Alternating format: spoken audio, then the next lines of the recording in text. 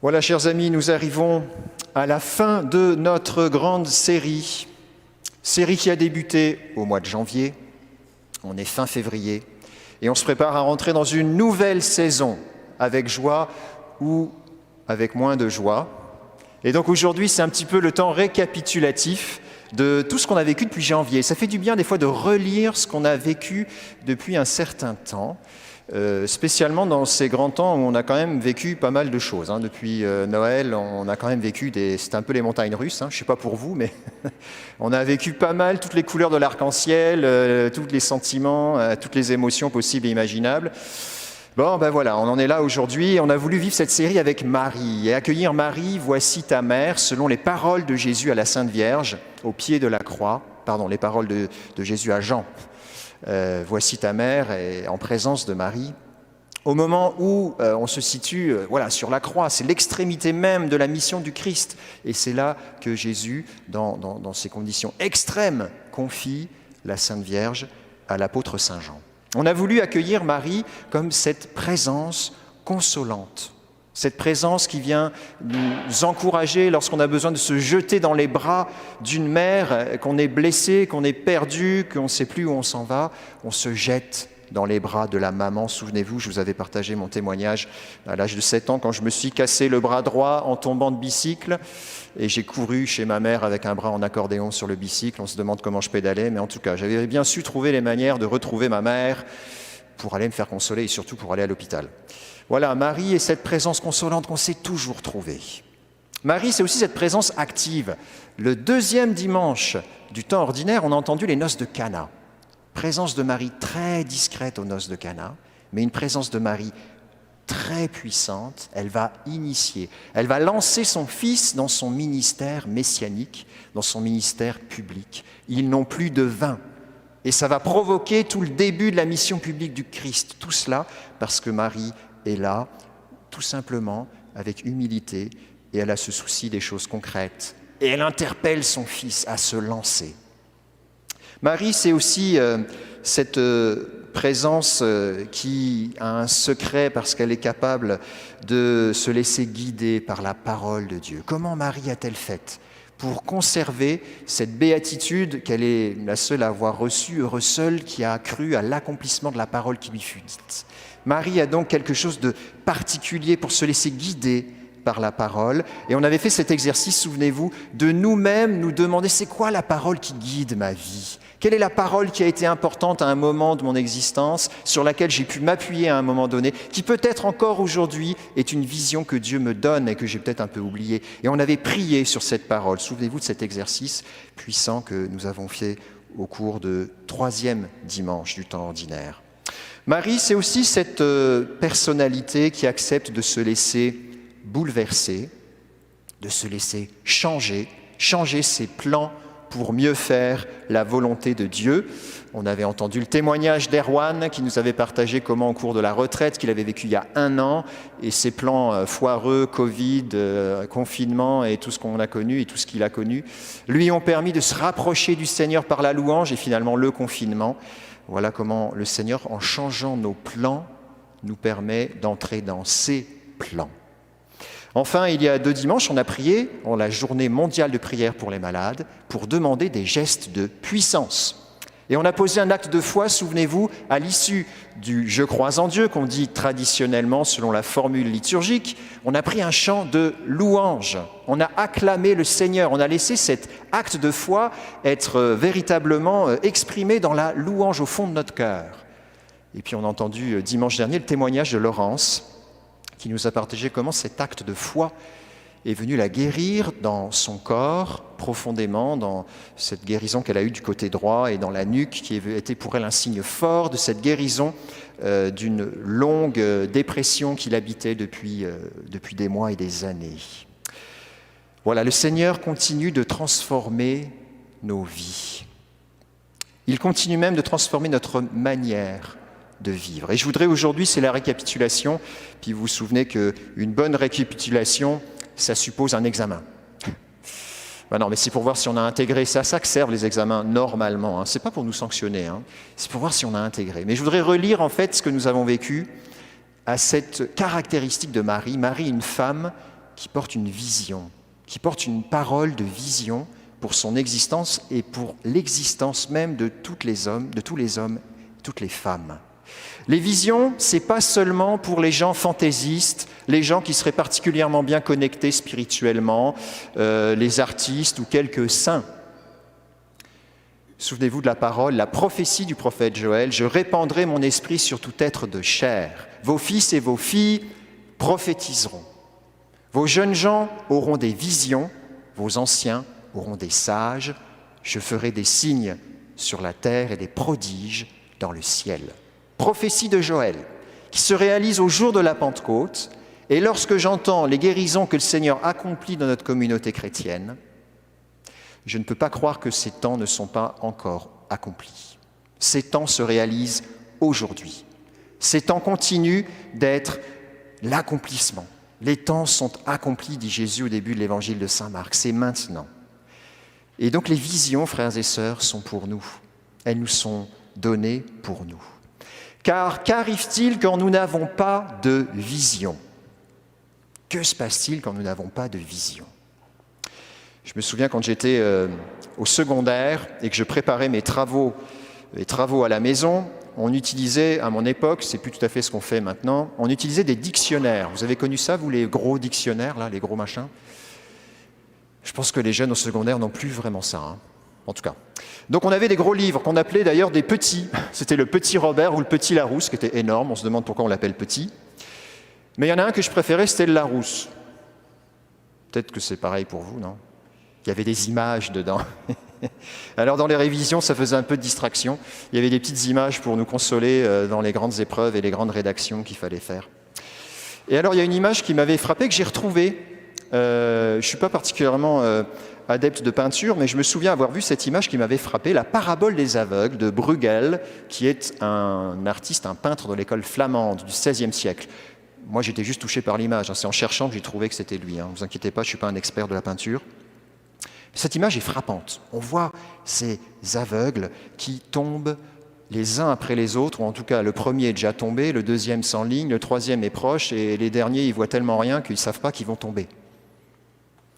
Elle est frappante, cette image. Et si vous la regardez de près, elle a quelque chose de dramatique. On voit ces hommes sans vision, aveugles, qui sont proches de tomber dans le trou.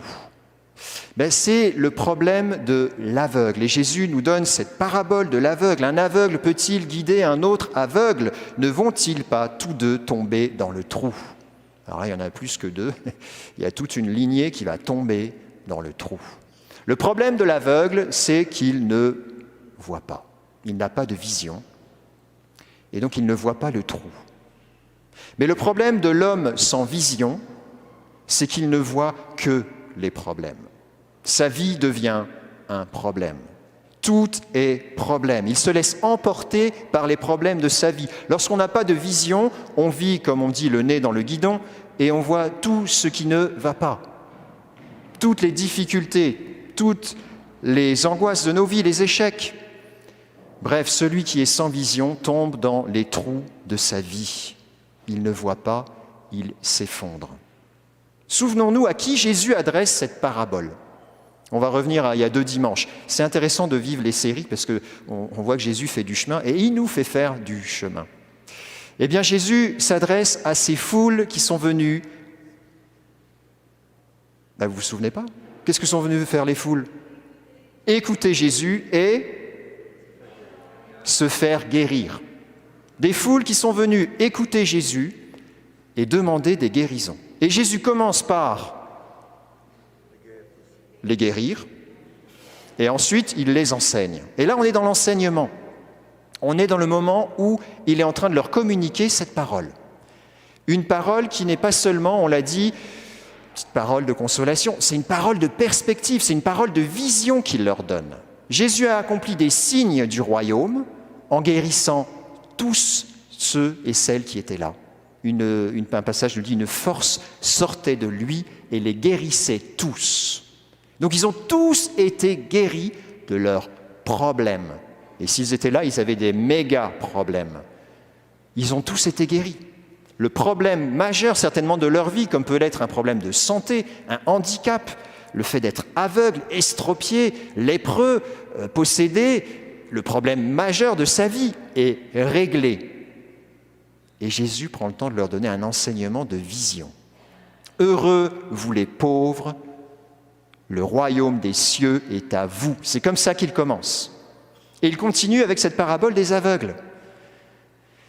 Ben oui, parce que Jésus comprend bien qu'il a beau avoir réglé leurs problèmes, il faut qu'il leur donne une vision. Parce qu'un problème, il y en a toujours un autre. Derrière un problème, il peut y en avoir un autre. En France, il y a un truc, je ne sais pas si vous avez vu ça, si vous êtes déjà allé en France, il y a une sorte de panneau qui est mis au bord des voies ferrées. Quand on doit traverser une voie de chemin de fer, c'est mis « Un train peut en cacher un autre ». Je n'ai jamais trop compris ce que ça voulait dire. Mais bon, s'il y a des trucs au code de la route, des fois, c'est comme ça. Mais un problème en cache toujours un autre. Un problème cache toujours un autre problème. Quand on en aura un de réglé, vous inquiétez pas, il y a toute une ribambelle derrière qui arrive.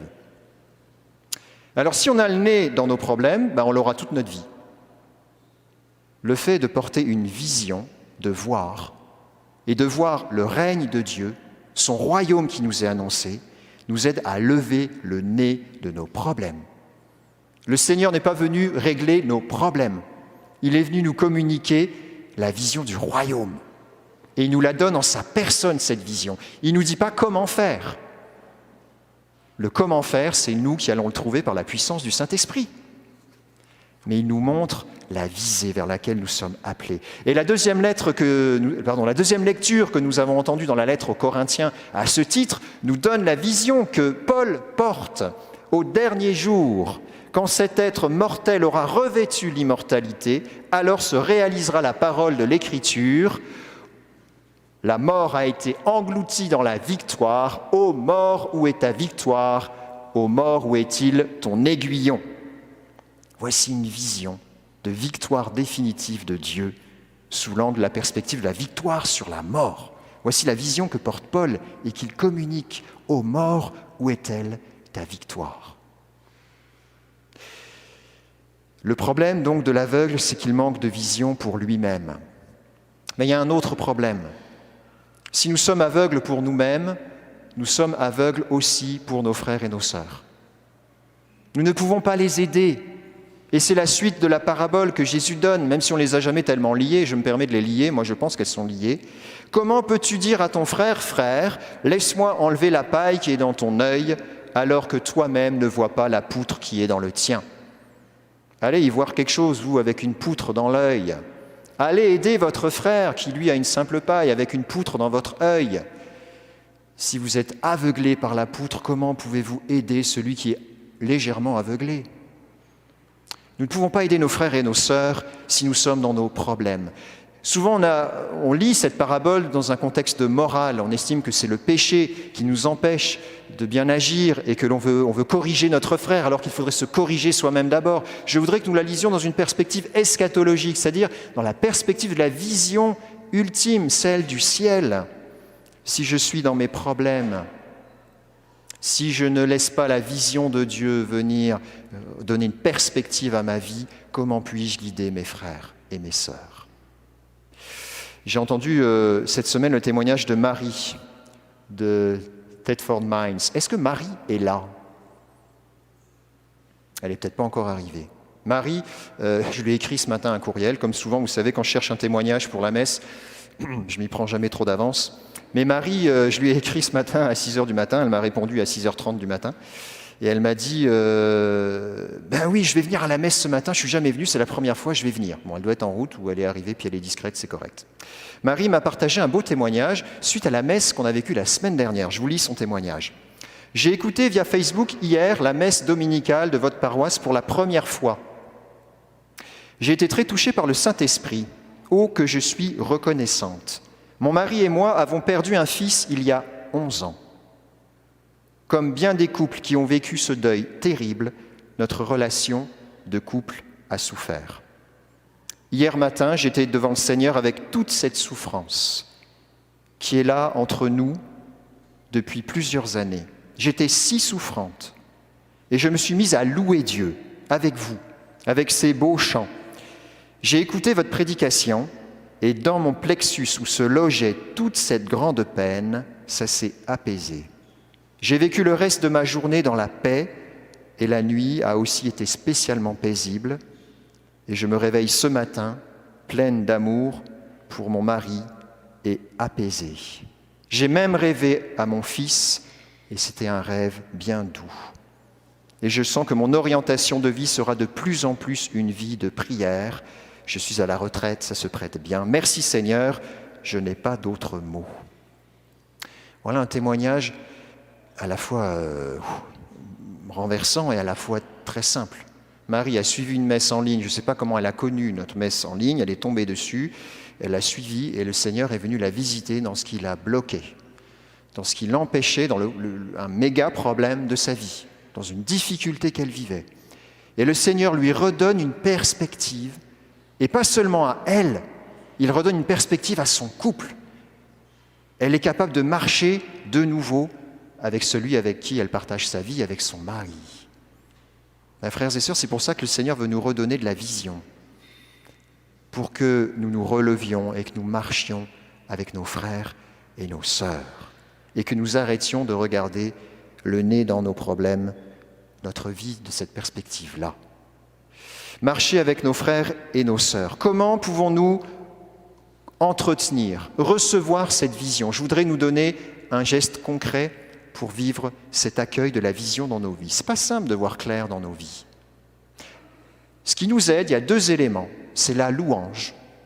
Je vois et je constate dans les témoignages que nous entendons que la louange nous guérit. Lorsque nous disons les paroles que nous chantons, nous arrêtons d'idolâtrer nos problèmes. Nous arrêtons de sans cesse ruminer sur les difficultés que nous vivons. La louange nous décentre. C'est ça que ça fait. Puis quand je vois une assemblée chrétienne, au début de la messe, on est un peu froid, le moteur il chauffe, puis avec la louange, ça y est, ça commence à chauffer, puis après, ça y est, après le Gloria, on est à peu près là, quoi. Mais quand on arrive, on arrive avec nos grosses valises, pleines de tout ce qu'on a vécu, puis on les laisse si possible devant l'église, mais souvent on rentre avec, puis elles sont encore avec nous pendant la messe. Là, je vous parle, je suis sûr qu'il y en a qui sont encore avec leurs valises pleines de problèmes. Bon, c'est comme ça. Et à un moment donné, il faut les lâcher. La louange nous aide à les lâcher, les grosses valises de problèmes que nous traînons avec nous. Puis il y a un autre outil, c'est le partage de la parole de Dieu. Lorsque je relis, que je lis, que je partage, que je centre ma vie davantage sur la parole de Dieu, je sors de mes problèmes. J'écoute ce que le Seigneur a à me dire. Je ne suis pas en train de suivre mes plans, ça ne marche pas, et puis il faut que je change de direction, il faut que je me convertisse. Écoute d'abord le Seigneur qui va te dire à quoi tu dois te convertir avant de te convertir. Écoutons ce que le Seigneur a à nous dire. Alors ces 2 outils, la louange et la parole de Dieu, il y a un lieu où on vous propose de les vivre tout particulièrement pendant ce carême. C'est dans les fraternités ou dans la maisonnée, pour ceux qui ont une maisonnée ou je ne sais pas comment on les appelle, petits groupes de partage de la parole. On les appelle ici fraternités pour la paroisse. Une fraternité, une maisonnée, c'est un lieu où je peux louer le Seigneur et donc déposer mes valises. Et puis je vous le dis, les valises, si vous êtes comme moi, on les reprend tout le temps. Donc il faut tout le temps les redéposer. Donc il faut louer tout le temps pour redéposer nos valises. Et où on partage la parole avec des frères et des sœurs qu'on n'a pas forcément choisis, d'autres chrétiens qui, comme moi, ont des valises, parfois plus lourdes que les miennes, et qui ont besoin de retrouver la vision dans leur vie. Et le partage de la parole, celui que je fais moi-même, mais l'écoute du partage de mes frères et de mes sœurs dans ce petit groupe, m'édifie. Ça m'aide à retrouver de la perspective, car dans ce lieu, on apprend à montrer notre vulnérabilité. C'est un lieu tout simple où on accepte et où on peut être soi-même. Nous n'avons pas ces lieux-là dans notre vie. Au travail, on doit tous montrer la perfection. Sur les médias sociaux, on doit montrer tout ce qui est parfait. Quels sont les lieux où nous pouvons être vraiment nous-mêmes? Mais ils sont très rares. Même dans la famille, parfois on joue un rôle. Lorsque, ici, Jésus parle d'hypocrite, l'hypocrite, c'est celui qui joue un rôle. Voilà un lieu où nous pouvons être nous-mêmes et ne pas jouer de rôle. Nous montrer dans tout ce que nous sommes. Je vous inviterai donc, pendant ce temps de carême qui débute mercredi, à choisir de vivre une fraternité. On vous en propose via le site de la paroisse, vous pouvez vous inscrire. Il y aura aussi Guillaume et Sulogini, s'ils peuvent se lever, Guillaume et Sulogini, qui pourront, à la fin de la messe, prendre vos inscriptions. Ils se tiendront à l'entrée de l'église pour que vous puissiez mettre votre nom, vos disponibilités, votre désir de vivre un temps particulier pendant ce carême. Je nous le souhaite à tous. Ça vaut la peine de se mettre en route un peu avant le mercredi des Cendres, le temps qu'on se décide, et que le Seigneur fasse vraiment des merveilles dans nos vies pendant ce temps nouveau que nous allons vivre, accompagné par Marie, qui gardait tout cela dans son cœur, le méditait, et qui laissait cette vision transformer notre monde. Amen.